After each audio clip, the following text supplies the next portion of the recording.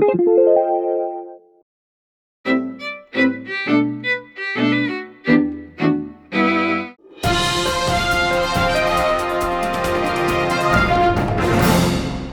I'm Ronnie Levy, one of the volunteers from the Port Jefferson documentary series. I hope you found Belly of the Beast as thought-provoking and eye-opening as I did. Thank you for joining us for the Q&A with the talented and insightful director, Erica Cohn, moderated by Tom Needham, host of WUSB's Sounds of Films. Enjoy. Thank you, Ronnie, and thank you, Erica. So Erica, I'm sure our audience would love to know how you came up with the idea to make this film in the first place. Absolutely. So first of all, thank you all for having me tonight. I wish I could be with you in person. I love this film series, and I'm so grateful to be able to talk to you digitally about Belly of the Beast and how it all came to be. So Cynthia Chandler, the attorney and one of the protagonists in the film, and I were first introduced in 2010 through a mutual friend. And I was really inspired by her compassionate release work. She was one of the first attorneys, she was the first attorney in California to get someone out of prison under compassionate release. And she had co-founded Justice Now, which was one of the only organizations, if not the only organization in the country at the time that had board members who are currently incarcerated, kind of informing strategy and informing policy from the inside out.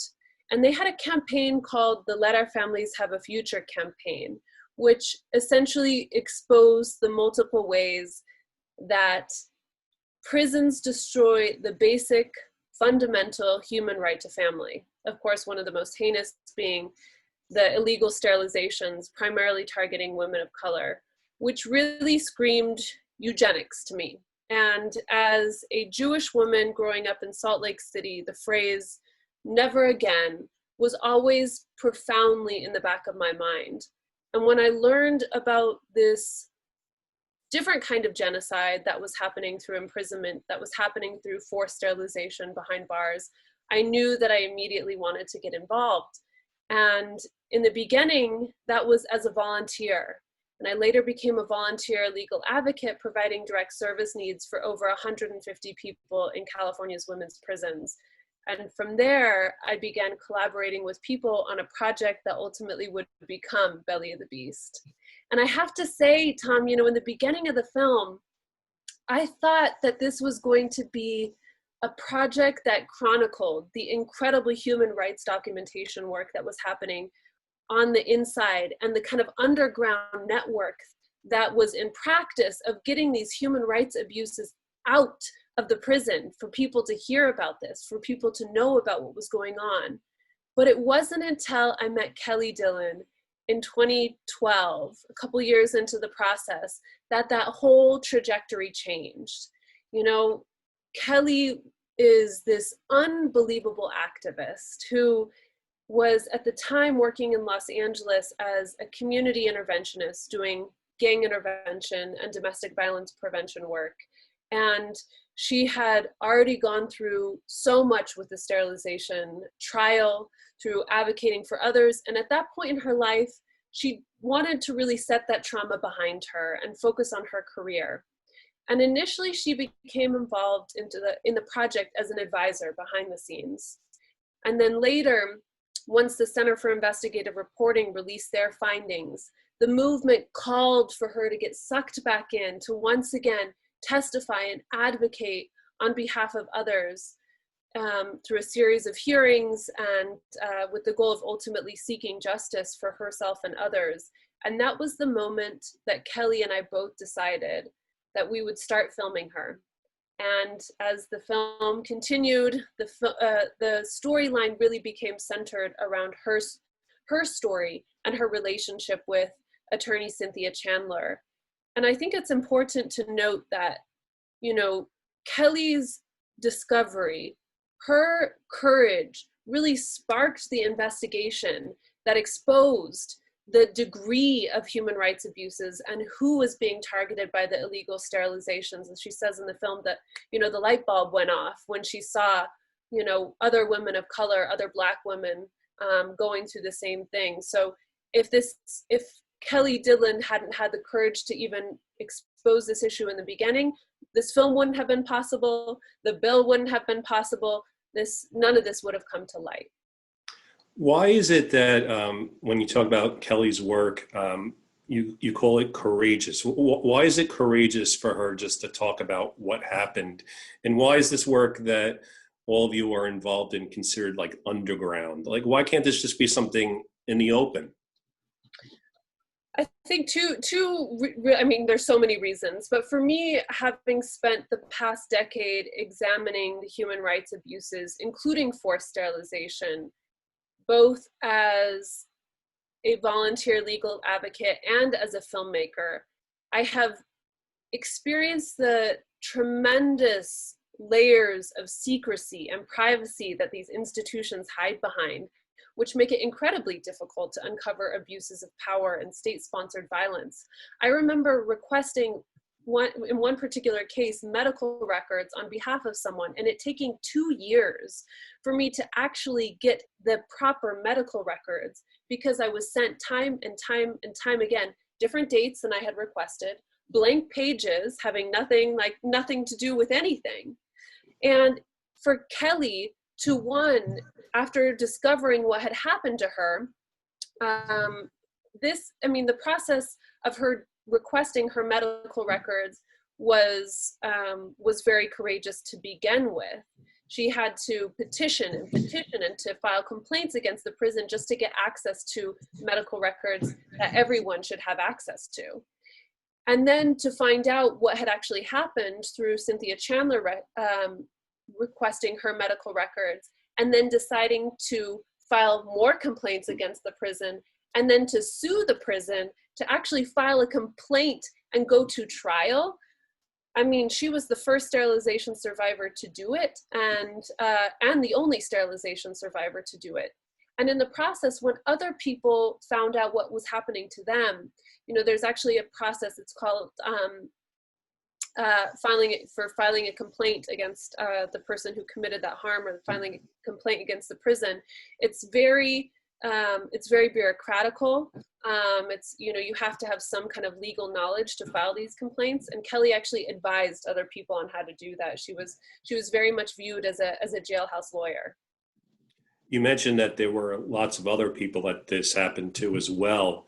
And I guess part of the challenge of making a film like this is you can't tell everyone's story, but you did come up with some creative ways to give voice to them. Tell me how you tackled that. It was important to me, and it was very important to Kelly, that this film was not just her story, and that audiences knew that this wasn't just one person, this wasn't just one prison, this wasn't just one state, that this is a pattern, this is a part of the legacy of forced sterilization in this country. And so we had a very complicated reporting process that was kind of occurring simultaneously to the filmmaking process. And that took a long time to uncover how many sterilizations actually occurred in California and beyond. And our team found that between 1997 and 2013, that nearly 1,400 people were sterilized in California's women's prisons. And then our team sent Freedom of Information Act requests to dozens of states across the country. And we know of at least 8 states that this is also occurring in. But we don't know to what degree, because of those layers of secrecy and privacy, and because there really isn't another organization like Justice Now that has fully dedicated themselves to uncovering what happened. And so in the stories that you do see in the film, or that you hear, so many people are actually talking to us from prison. You hear their voices, but we're not able to see their faces.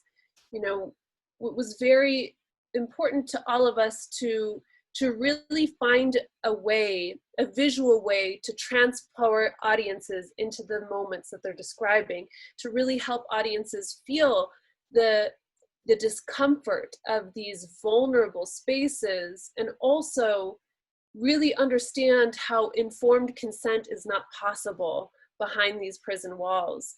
And so we recreated these environments actually shot a series of recreations in Utah through the Utah Tax Incentive Program, in a medical simulation center in a dilapidated jail that we completely recreated, to look and feel the same way that the California prisons did, and then also in a working jail.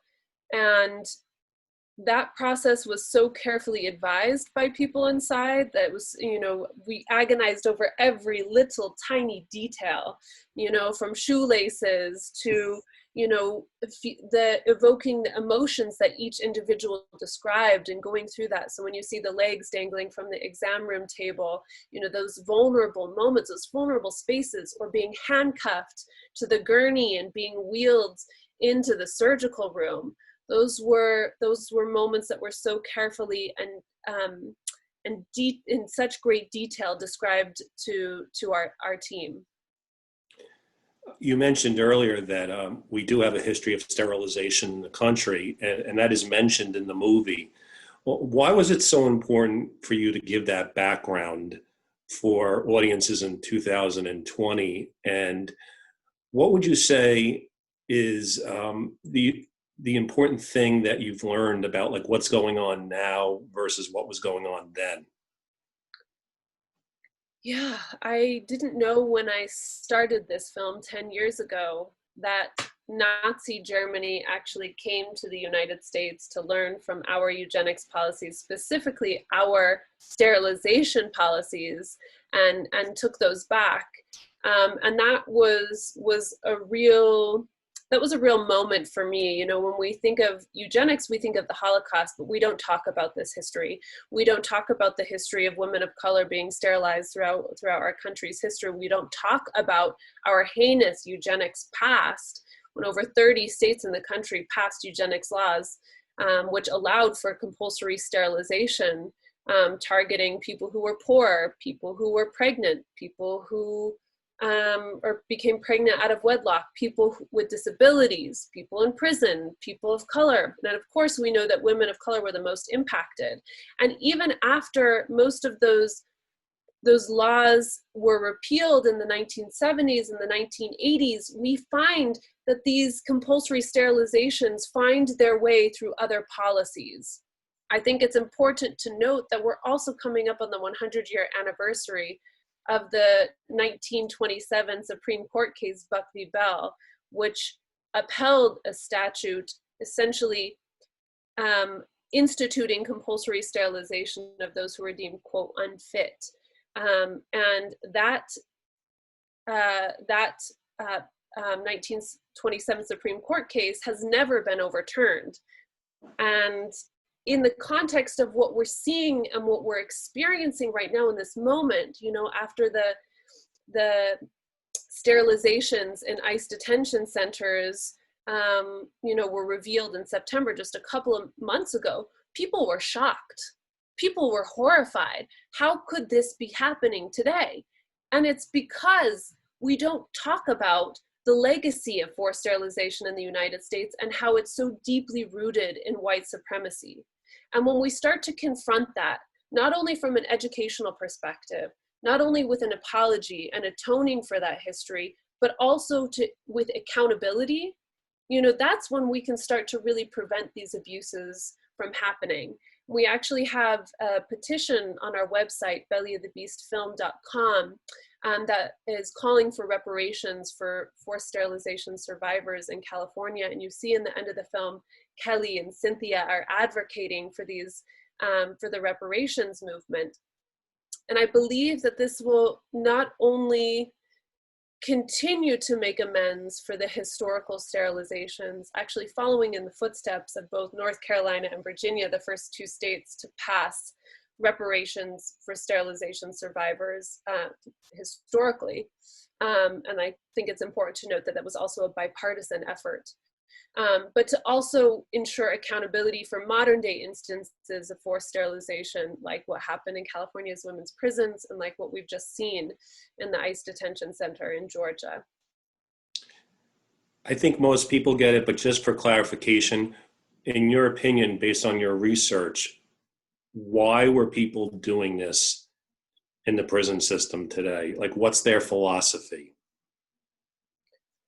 There's a couple of ways that I think that's really important to understand this. One, taking a step back and looking at imprisonment itself as a form of eugenics. Imprisonment itself destroys the basic, fundamental human right to family. Women of color are the fastest growing prison population. When you are locked up with increasingly long sentences, you are therefore unable to have a family. Families are torn apart. When you are locked up throughout your reproductive capacity years, you're not able to have a family. In recent news, we saw the Kenosha sheriff actually calling for imprisonment as a way to prevent people from reproducing. I mean, it's very clear what our criminal justice system is doing through imprisonment. And then you take it one step further in denying people the right to have a family post-incarceration by taking away the fundamental human right to be able to have a family through sterilization. And you look at who was primarily targeted with the sterilizations, and these were people with repeat offenses or people of color.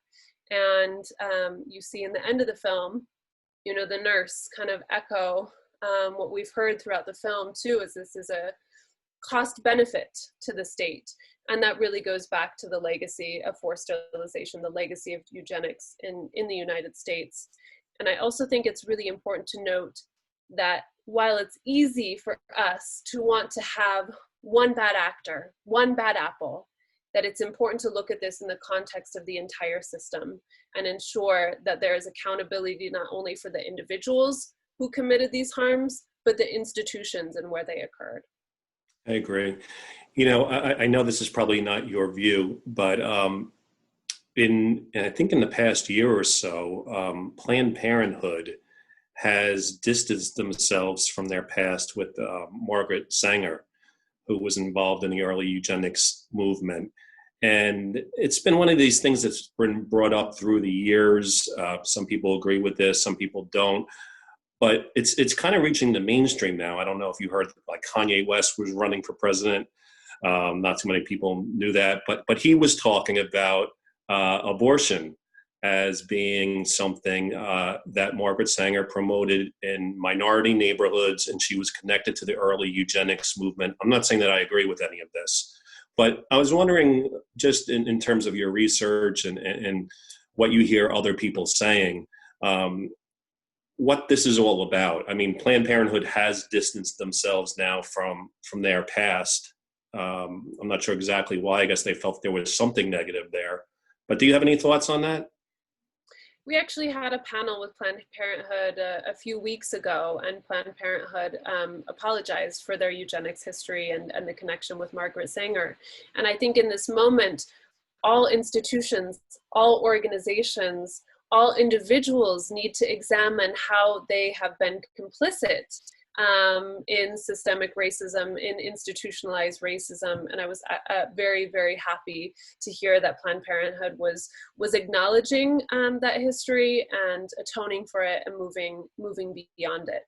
And I think in terms of the conversation about bodily autonomy and a woman's right to choose, it's very important that we include that this encompasses someone's right to choose whether or not or when to have a family. It's both. Sure. Your film takes place in mostly California, and it's a heavily Democratic state. I don't know much about the politics there, but obviously we have a possible vice president elected from California. Was Kamala Harris around at that time when all this stuff was going on in the prison system? Yeah, it's a really interesting conversation. I mean, she was definitely a part of the conversation when it was happening, when the hearings were happening, and conversations surrounding what, how do we address this potential bill and moving forward after the bill passed. I think taking it in even a step further and bringing it back to the conversation about reparations, California has apologized for their history. In 2003, the governor actually apologized for the eugenics history, and yet it was still going on. So even though people support the idea that this is something that should be banned, it should be never, there should be additional laws put in place, a sunshine statute to highlight the already present illegality of these procedures, we need to do more. We need to ensure that there's accountability, and I hope that she'll be a part of that. Yeah. I'm so impressed with this movie. It's such a difficult topic. And as you said, people just don't want to talk, but you got people to talk. And that's impressive. What is your strategy for getting people to come forward? They're courageous. You're proper in giving them credit for that. But you're doing something on your end too. What is it? Behind the scenes. Thanks, Tom. I mean, there's a definite reason why this film took 10 years. And it was actually, I think it's one of the interesting stories. We're at the end of 2018. We thought this film was ready to be birthed into the world. We were so excited to release it. And two essential components of the film happened at the very last minute. The two nurses who speak in the film, I had been trying to find former nurses who worked in the California prison system to speak about what happened. And that took a long time to find people who would be willing to talk and to talk through the process, because we think of prisons as retaliatory environments, but we don't actually think about that in terms of who works there. And there was a lot of fear, a lot of concern about what would happen if people would lose their pensions, if they spoke out about the abuses that were happening. So that is, I think, just one story that's indicative of all the stories in the film. It took a long time to build trust and to ensure that this film was made with the same care and compassion that needed to happen in telling these very traumatic stories. Kelly in particular, when she decided to transition from being an advisor behind the scenes to being in front of the camera, that was a process that she guided us through. That was a process that when she was ready to talk about certain things, led us through that. That was not a process that was like, we have a month here, let's get this film done. This film was handled with such tremendous care. And obviously simultaneously the reporting process took a very, very long time as well. So I think having the patience and knowing that this film would be made at all costs, however long it took, that it would be ready when it was ready. I love filmmakers like you who make films about difficult subjects. It's not always easy because in the commercial market, that can be a challenge. What has been your experience with this movie? Are there doors opening or closing for you in terms of being able to show this film on streaming channels and all the places that you might want to show it? What has been your experience? I think it's still too early to tell. We actually, plan to release the film this year, and actually had our broadcast on Independent Lens scheduled for next year. And instead of waiting for a distributor to release the film theatrically or potentially decide to hold it to release it theatrically in sometime next year, we decided to reimagine our distribution strategy amid the pandemic. This is actually before we even found out that the ICE sterilizations had happened. But, amid the movement for Black lives, amid this moment where we are really talking about and just viscerally experiencing systemic racism and population control through policing, imprisonment, the immigration detention system, through lack of access to healthcare during the pandemic, this film had to be accessible in this moment. And so we decided to do a DIY theatrical. We decided to move up our broadcast on Independent Lens, which will be on November 23rd. It was essential for us to have this film in this moment. You've said several times in our discussion that there's a whole bunch of other issues that I think maybe people maybe not as involved in what you're doing may not quite understand. You seem to include things like housing and policing and other things in society as also being similar to sterilization. Can you expand on that just a little bit more? Absolutely. What you mean by that? Absolutely. So in this moment, we're really witnessing systemic racism and population control through who has access to healthcare. When you look at who is being most impacted by the pandemic, it's people of color. When you look at the immigration detention system and how the immigration detention system destroys the basic fundamental human right to family, and even furthermore with the news of the mass hysterectomies that are occurring in detention systems, that is another form of eugenics. That is another form of genocide. When you look at who is policed, what populations are imprisoned and the length of sentences they receive, it's very clear that this is all a part of what we like to call modern day eugenics. Now, it's clear when you see something like the sterilization program going on in prisons, or the way that it used to be in earlier decades, it's by design. Do you think these other things that you refer to are also being done intentionally by design? Or is it just, are these just the side effects of living in the type of society that we live in? I definitely think it's by design. It's definitely by design. And you can replace one institution with another institution with another institution. And across the board, you're seeing how there are policies that are very intentionally targeting people of color and describe in different tactics, but ultimately describe modern day eugenics. Okay. What has been the best thing to come out of this filmmaking experience for you in terms of, I'm sure a number of people have seen the movie now, and I'm sure some things have happened as a result of them seeing this film?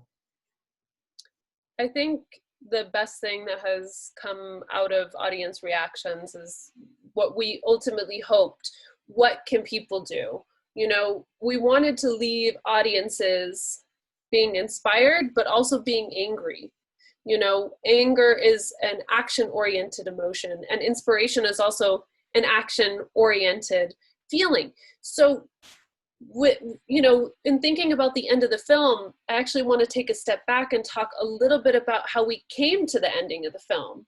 And we always knew that we wanted to have someone be the musical voice of the film. And when we asked people inside, if you could have one artist who could be the musical voice of Belly of the Beast, who would it be? And everyone said hands down, Mary J. Blige. So typically, a film would be done prior to going out and reaching out to very high profile artists. And we actually didn't have an ending to the film yet. We were trying to figure out the best possible way to leave audiences.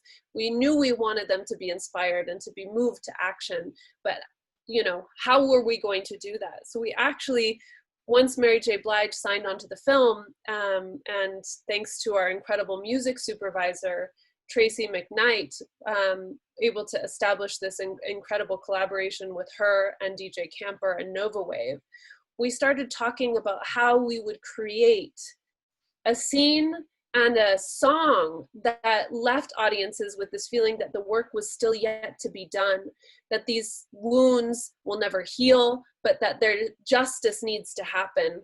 And we have the power to actually bring justice to the survivors.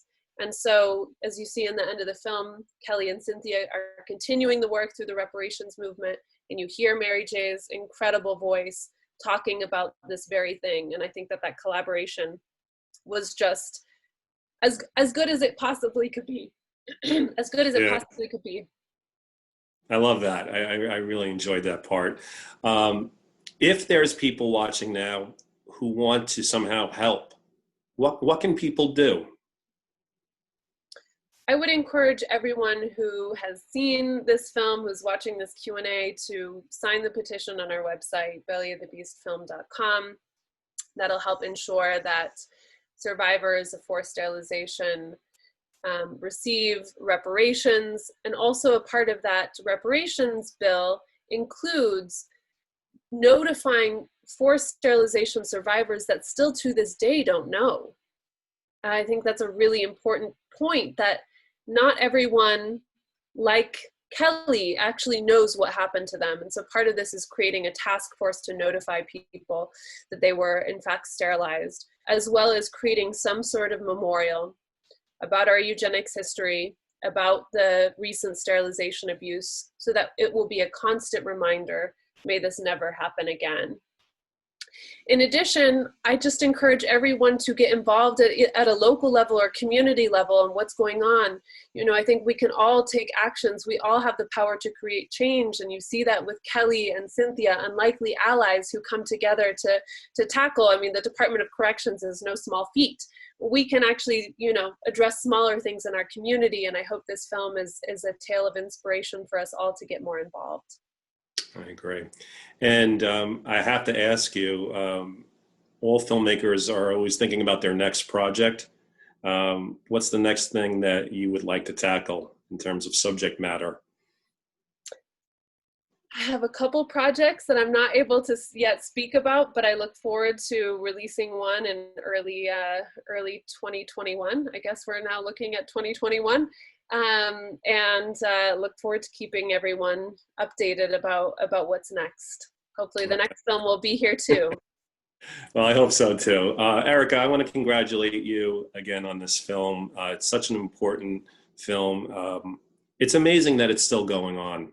And it's in some ways inspiring, and in some ways it's a little disappointing. It makes it seem like, you know, it's never going to end, but you do give us hope, and the people in the film do. And thank you for the work that you do. You know, it's a great movie. So we're going to send it back to everyone at Port Jefferson Documentary Film Series, and we'll look forward to your next movie. Thank you, everyone. Thank you, Erica and Tom, for this informative and disturbing Q&A about the timely and important documentary Belly of the Beast. If the viewers have any further questions, please email them to us at Port Jefferson Documentary Series, and we'll forward them to Erica. We also hope many of you will plan to join us for the spring 2021 documentary series.